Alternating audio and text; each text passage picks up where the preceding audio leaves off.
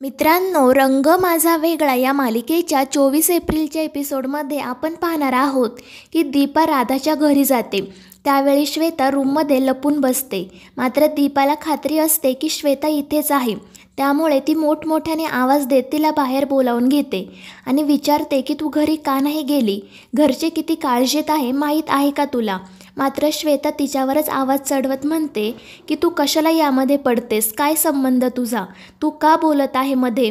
मिळाली आहे ना तुला आता ॲड, मग राहा ना त्यात खुश. जे मला मिळायला हवं होतं ते तू मुद्दाम खेचून घेतलं. त्यावर दीपा सांगते की मी मुद्दाम काही केलेलं नाही. तुला तर सगळंच माहीत आहे ना, तू होती तिकडे आणि प्रत्येक गोष्टीचं खापर माझ्यावर फोडू नको. तर श्वेता म्हणते तू नेहमी माझ्या हातातोंडाशी आलेला घास तुझ्या घशात घालतेस. त्यावर दीपा म्हणते हे काय बोलते तू? आणि तू माझ्याशी कसं वागली हे तुझ्या लक्षात नसेल, पण मला मात्र सगळं आठवत आहे. माझ्यामध्ये आणि कार्तिकमध्ये तू सतत भांडण लावायचे प्रयत्न केले. माझ्या संसारामध्ये सतत प्रॉब्लेम क्रिएट केले आणि इतकंच नाही तर माझ्या बाळांना. मात्र पुढे ती काही बोलूच शकत नाही. तिला त्यावेळी घडलेला तो भयानक प्रकार आठवतो आणि त्यानंतर ती शांत होत पुन्हा श्वेताला म्हणते की मी हे सगळं विसरून इथे तुझ्या भल्यासाठी तुला इतकंच सांगायला आले आहे की प्लीज घरी जा, ऐक माझं. घरच्यांना नको त्रास देऊ. ते आहेत म्हणून तू आज ऐशो आरामात जगतेस ना, मग जा ना घरी. मात्र श्वेता तिलाच म्हणते की तू गप्प बस, मी घरी जाणार नाही आहे आणि मी इथे आहे हे त्यांना कळूही देणार नाही. कुठे शोधायचं ते शोधू दे त्यांना आणि तूही तुझं तोंड नको उघडू. त्यावर दीपा म्हणते तुला काय वाटतं घरी कोणाला कळणार नाही का तू कुठे आहेस ते? त्यावर श्वेता म्हणते ठीक आहे, मग त्यांनी इथे येऊन माझी माफी मागायची, मगच मी जाईल घरी. आणि हे ऐकून दीपा आणि राधाला तर धक्काच बसतो. तर श्वेता मोठ्या तोरातच आतमध्ये निघून जाते. तर राधाही दीपाला म्हणते हिचं काय करायचं ना मला कळतच नाही, खूप विचित्र वागायला लागले आहे ते आजकाल. पण दीपा म्हणते की दोष तिचा नाही आपला आहे, कारण प्रत्येक वेळी आपण तिला पाठीशी घातलं आणि म्हणूनच ती आज शेफरली आहे. त्यावर राधा दीपाला म्हणते की मला माफ कर श्वेता, तुझ्यासोबत आजपर्यंत जे काही वागली त्याला खरं तर मी जबाबदार आहे. मी तिला प्रोत्साहन दिलं नसतं तर ती असं काही वागलीच नसती. त्यावर दीपा राधाचीही समजूत काढते आणि तिला श्वेतालाही समजावून सांग म्हणून विनंती करते. त्यावर राधाही हो म्हणते आणि दीपाला सांगते की तू सौंदर्याताईंना जाऊन सांग की श्वेता इथे आहे आणि ती सुखरूप आहे, तुम्ही काळजी करू नका. आणि त्यावर दीपाही होकार देते.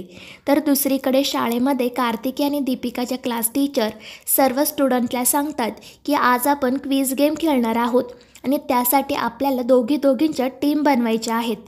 आणि त्यावर कार्तिकी पटकन दीपिकाचा हात पकडत म्हणते आम्हा दोघींची एक टीम. मात्र टीचर म्हणतात की नाही आणि त्या प्रत्येक मुलीची तिच्या बेस्ट फ्रेंड व्यतिरिक्त इतरच मुलीसोबत टीम बनवतात. कार्तिकी आणि शीतलची टीम असते तर दीपिका आणि प्रियंकाची, आणि त्यामुळे त्या सर्वांचे चेहरे पडतात. तर मॅडम म्हणतात तुमच्या जोड्या वेगळ्या करण्यामागे जे कारण आहे ते मी तुम्हाला नंतर सांगेल, पण आता मात्र तुम्ही क्विज गेमची तयारी करा. आणि त्यावर मुली हो म्हणतात. तर दुसरीकडे आधी सौंदर्याला म्हणतो की मी राधाईकडे जाऊन येतो, श्वेता तिथेच आहे हे जरी आपल्याला माहीत असलं तरी आपण जायचंच नाही असं नको ना करायला. तिलाही कळायला हवं ना आपण किती वेड्यासारखे शोधतोय तिला.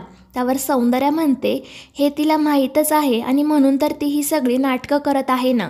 मात्र तरीही आधी म्हणतो की मी जाऊन येतो मम्मा. मात्र तितक्यात दीपा तिथे येते. तिला असं अचानक आलेलं पाहून सर्वांनाच धक्का बसतो. तर दीपा त्यांना सांगते श्वेता राधाईकडेच आहे. आणि त्यावर ललित म्हणतो म्हणजे तिने मुद्दाम तिचा आणि राधाईचा फोन बंद करून ठेवला आहे, मूर्ख मुलगी आहे ती अगदी. तर सौंदर्या विचारते तू भेटली का तिला, नक्की काय मुद्दा आहे तिचा, का ती अशी न सांगता घरातून निघून गेली? त्यावर दीपा सांगते की ती चिडली आहे आणि तुम्ही तिची माफी मागितल्याशिवाय ती घरी येणार नाही असं म्हणत आहे. आणि हे ऐकून त्या तिघांनाही धक्काच बसतो. सौंदर्या चिडून म्हणते कशासाठी माफी मागायची तिची? त्यावर आधी म्हणतो मम्मा जाऊ दे ना, तुला माहीत आहे ना ती कशी आहे ते, मी जाऊन घेऊन येतो तिला.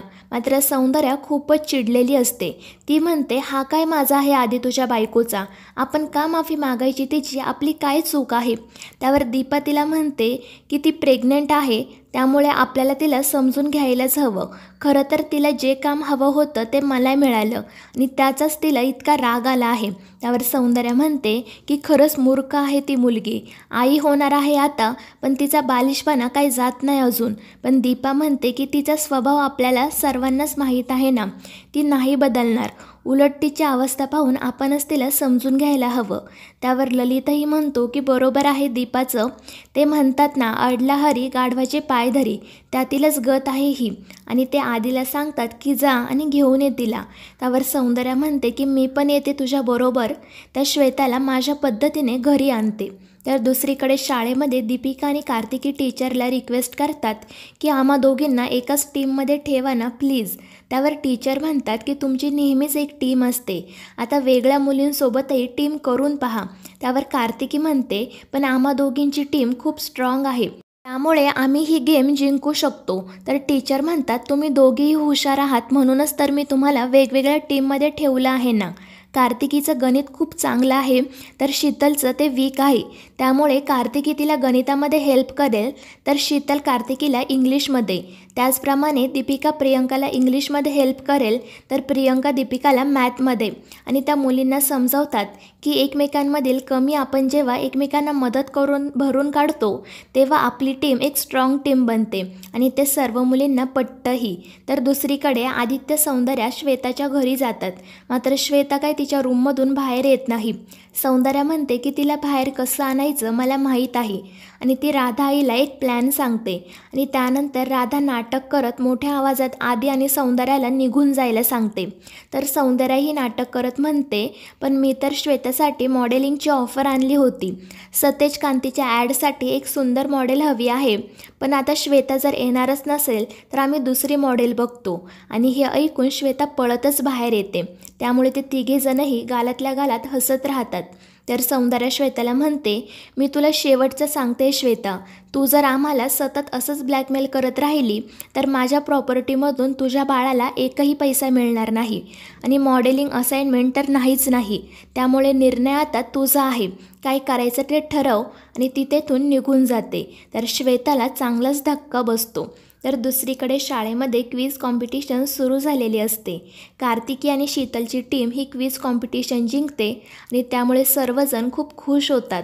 तर दुसरीकडे आयेशा कार्तिकच्या फोनची वाट पाहत असते.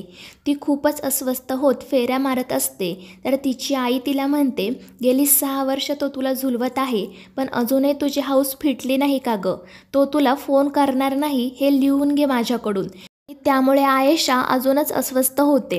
तर तिची आई तिला म्हणते तू जर तुझं लग्न जमवू शकत नसशील तर आम्हाला तुझ्यासाठी चांगली स्थळं शोधावी लागतील. आणि तुला जर तेही मान्य नसेल तर तुला फॉरेनला जाऊन राहावं लागेल. मात्र आयेशा म्हणते की मी कार्तिकला सोडणार नाही, तो मला असा झुलवत नाही ठेवू शकत. या 2 दिवसामध्ये काय होतंय ते बघूया, नाहीतर मी समीरसारखा त्यालाही धडा शिकवणार ॲट एनी कॉस्ट. तर मित्रांनो, या मालिकेच्या पुढील भागांमध्ये आपण पाहणार आहोत कार्तिकी दीपाकडे हट्ट करते की मला बाबा हवे आहेत, तर दुसरीकडे दीपिका कार्तिककडे हट्ट करते की मला आई हवी आहे. आणि दोन्ही मुलींचे हे हट्ट ऐकून दीपा आणि कार्तिकला धक्काच बसतो. तर मित्रांनो, या मालिकेचे पुढील भाग अतिशय रंजक होणार आहेत. या मालिकेच्या पुढील भागांच्या अपडेटसाठी आपल्या चॅनलला सबस्क्राईब करा.